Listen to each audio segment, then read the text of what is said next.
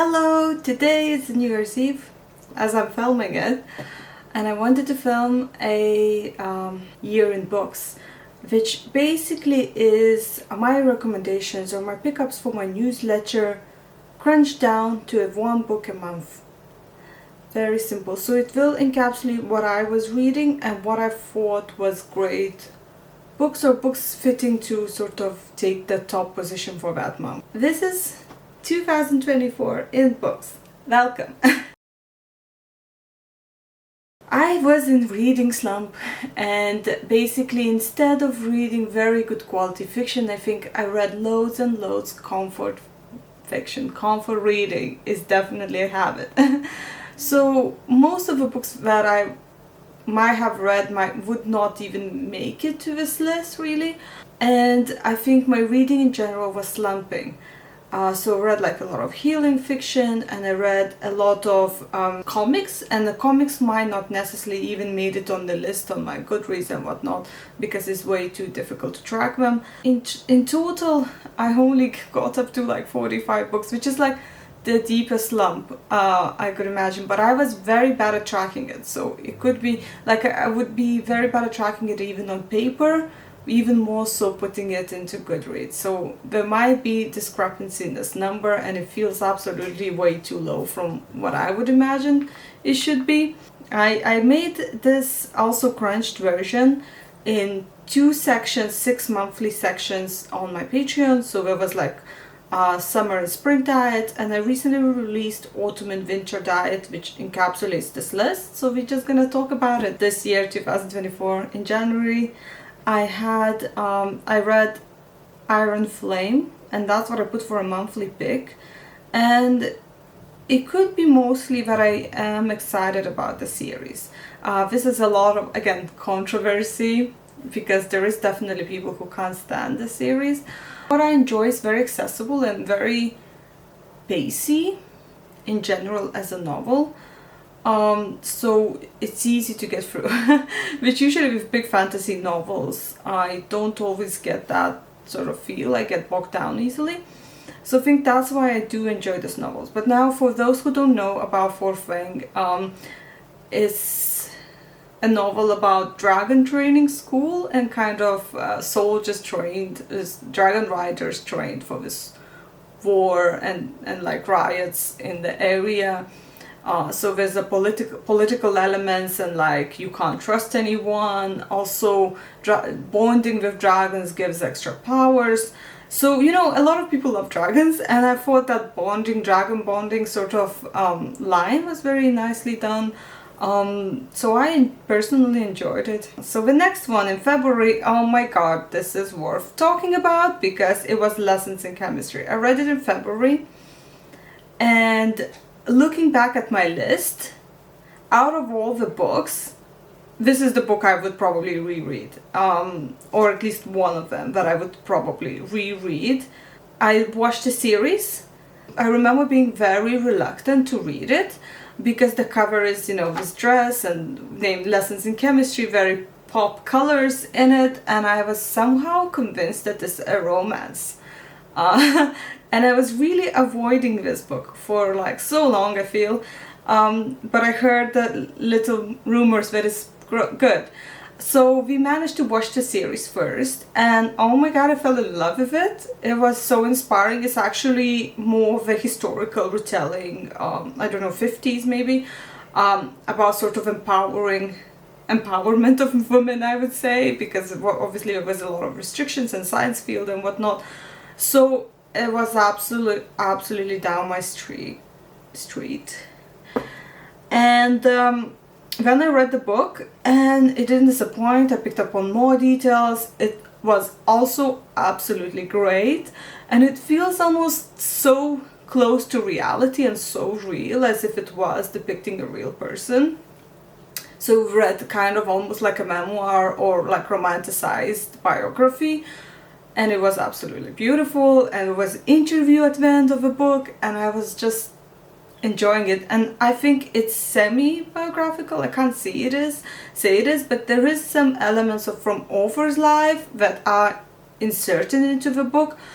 And for example, I think she also Rose, and her dog has a numerical name as well. So there is these little details well entwined, and I still getting like goosebumps thinking about this book because I absolutely loved it. Recently we watched Dr. Marston and Wonder Woman, which was like a biographical retelling of Wonder Woman's creation and creators, let's say.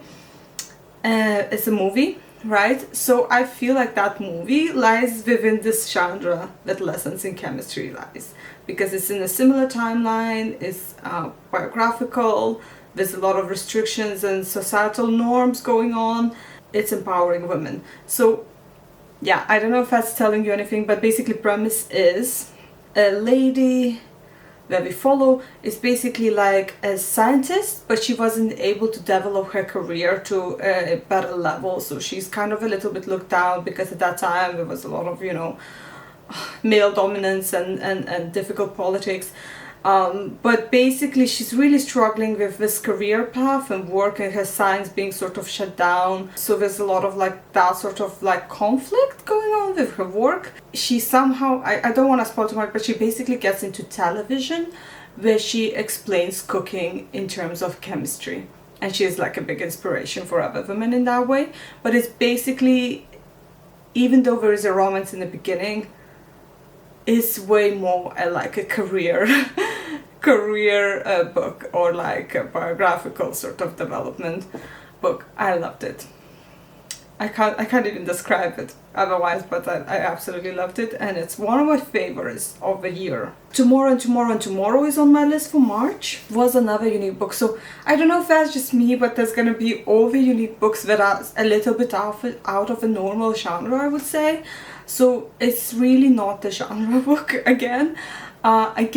There is biographical sort of line, and I don't know if that's the books that I love, because there is several books in that genre that I do read, so please, recommendations down below. Again, fictionalized kind of biographical line about game creators and the company that sort of starts from like, you know, like a basement company, and then sort of builds up to something known and about their games, really, which is very retro-ish vibes again. So again, it's a little bit of historical element. Everything sort of is through that gamer's lens, and again, there's nothing to compare it with, I believe. It took me really long to sink in. I remember reading it with a frustration. A lot of people had, again, big admiration for this book. And I had a lot of frustration because for me, it took almost 70% of the book to get into it. The NPC chapter, that's what got me into this book, and it's much, much later. Now, April, I bought Jonathan Strange and Mr. Norrell. And again, very unique book. I know it's a very old book and I just haven't read it, but it was a year of growth for me because, for example, I started reading Dark Academia, which I didn't read before. Jonathan Strange and Mr. Norrell is a book that I think often about now because I think there's such a ties to my novel, to this book, to one of my big fantasy novels, because it has academic background and it has fairy magic. And it's kind of a darker fantasy. It's almost intertwines with mythology, and you just follow. There's like feels like different kind of events and stories, but we kind of interline and somewhere meet in the middle, and they all kind of connected, and you see the outcomes of certain events of magic. So it's about a premise is that it is about a magician. At the time of when magicians were kind of dying breed because they were mostly academics but not really practicing magician, this magician raises up and challenges other academics to drop their titles. And basically there is a prophecy, there's definitely a prophecy trope about bringing magic back to England. And it is kind of historical line because it is about, I think, Napoleon time, England. I don't remember now correctly. I'm not very sharp in history, sorry about that. But basically there is certain war elements and how magic can be abused, and also there is academic elements and like professors and whatnot, how they have their own, you know, also pride and authorities. And main line is also about this prophecy and magicians that are bringing that magic back to England, really. Yeah, and how the story is told and how wonderfully it's like. Also horror elements, I have to say, so much darker in terms of some of the things happening can be seen more like horror. I went and saw the television series as well after this. It was pretty accurate. I would say it was pretty accurate to the book, I think, and names as well, and like mythological like elements, and the truth behind it. Like I feel like there's like a grounding on what it's written on. It's a book that I would like to reread again, probably, because I think about it so much, even though, okay, I was bogged down again. I get bogged down very easily. I'll say this so many times probably through this. I get bogged down very easily, and what really frustrates me, some of academic settings, because I had my own academic setting experiences, and it feels traumatizing sometimes to listen to some of those aspects. It really bogged me down because I recognize some of the foul behaviors, let's say, and attitudes. And it was really difficult to get in because the storyline, like I say, it comes out of like different myths and prophecies before it actually sort of comes together. So it can be a little bit slow to get into, and it's very, very big book. But it's beautiful. May, Moth Keeper by Kay O'Neill. Moth Keeper is a comic book. I love Kay O'Neill because he wrote T-Dragon Society, which is, again, it's a choice by the name at this point. Maybe otherwise I would have not picked it, but this is what I read around this time, and I just thought it's worth mention because it doesn't get such a big hype as T-Dragon Society. It's about little critter person looking about after this light that guides moths.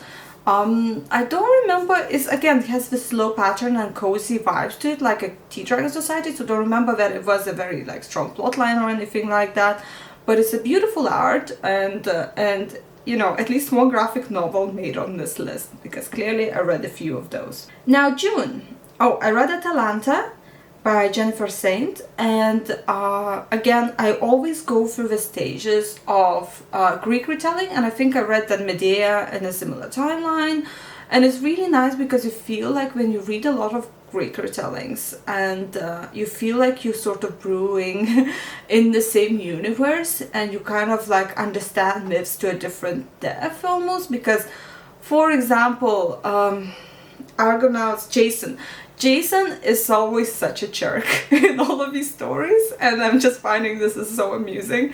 Yeah, he needs a redemption arc. Anyway, so basically Atalanta is based on this myth. It's very accurate to the myth, again, because I've gone around and read like summary of this myth of Atalanta. But she's basically more like a mortal girl who's left in a forest and then taken by a goddess, Artemis, I believe. I think it's Artemis that took her in. So taken in by the goddess and her nymphs to sort of live separately with a promise that she won't get involved with men. So really this follows that myth, but obviously she then goes into the world. A very typical story. She then goes into the world and joins Argonauts. But even if you know the myth, even you know the myth to the detail, is the storytelling, is the characterization, getting to the pulse of a character. And I think also words, how beautifully it's tied in words. A lot of Greek retellings manage to do that, get very deeply, but also in very beautiful languages. July. It's Susanna Clarke again, because now I discovered her, right? I discovered her, and now I have to like follow through, see what's what, really. I'm just gonna pop in and say the new book that came out, I don't want to invest in it because it feels too thin. I forgot the name of it, but I would like to hear opinions about it if it's worth it, because for me it feels too thin and like investment feels not worth it. And that's a lot of authors this last years. I think the books are getting thinner and thinner and thinner, and might be from publisher's perspective, but I might not, like, I know my attention span is also getting thinner and worse, but I might not enjoy this at that level. I still need a little bit more meat. Now, the Susanna Clarke Piranesi is my July pick. So Piranesi is Oh, another very mythological and fantastical telling. Another one that sort of meets at the end with different almost stories.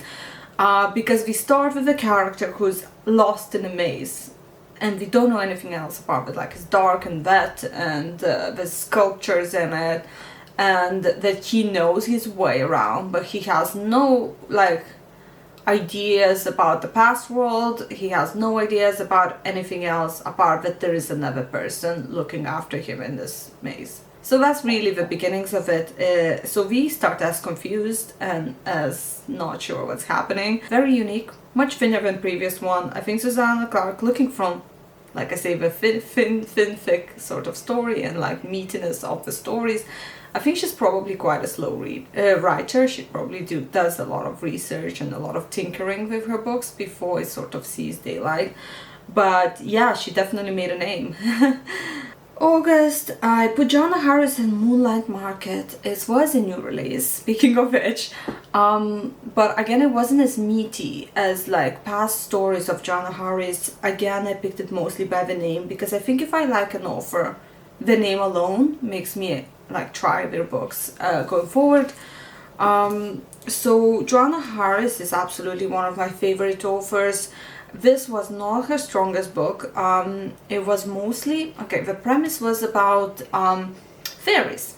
Again, fairy magic. I was big in this year. But it is about how fairies are more mischievous, and I believe it's based in London, and we follow this human person who is a photographer, and somehow photography helps him to almost preserve the memories and see the fairies. Most of them sort of are tricksters and pretending to be human and whatnot, and they steal like essence of people, really. So like emotions and like enthusiasm and whatever, all that sort of essence, till the people become fatigued and drained. Feels very real. So the story is actually a romance story. There is a lot of almost prophecy as well, and it wasn't liked by people because I think the fairy, how it was portrayed in the story specifically, was very different. It wasn't darker, it wasn't romantic, full-on romantasy. I think it's much harder for people to like click in with the story. Why I liked it and why did it make on the list? Again, Joanna Harris. She does narration on audiobooks by herself, and her voice is absolutely magical how she reads them. I think it wasn't as strong as her other stories. So if you haven't read Joanna Harris, but you're looking for a novel to sort of test it, Chocolate series is where I think she also got big, but also my favorite. And I haven't, I think, even done Chocolate first book. I kind of jumped on from the second and so on, and I did them on audiobook, and they were absolutely magical. If you like something like Practical Magic, for example, that goes in that category. September. So autumn was really down month for me because I was a lot of sickness. I was doing Peachtober. I was absolutely fatigued. I remember weeks and weeks of fatigue in this autumn section, so I'm so sorry about that. But basically, September was, I read Studying Drowning, and it's very much darker fairy romantasy. I don't know if I can say romantasy. Again, the romantic area of this book wasn't necessarily like very much driving the plot, but it is about an architect student girl who is taken for a project, who's taken on for a project to rebuild this house that keeps sinking and keeps being flooded. And there's a lot of mythology. We see the light here. There's a lot of mythology around it. Damn, I love mythology.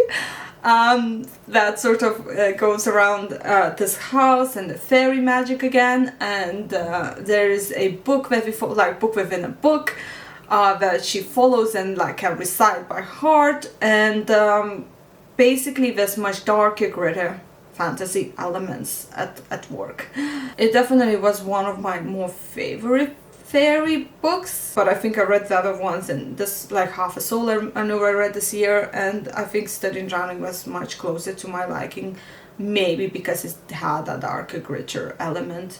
which tells about me a lot as well, I think. Now, October, I read Days at Murasaki Bookshop, and it's worth mentioning because I did bunch through the entire year. I did a lot of healing fiction. I think like that was like at least 40% of my reading.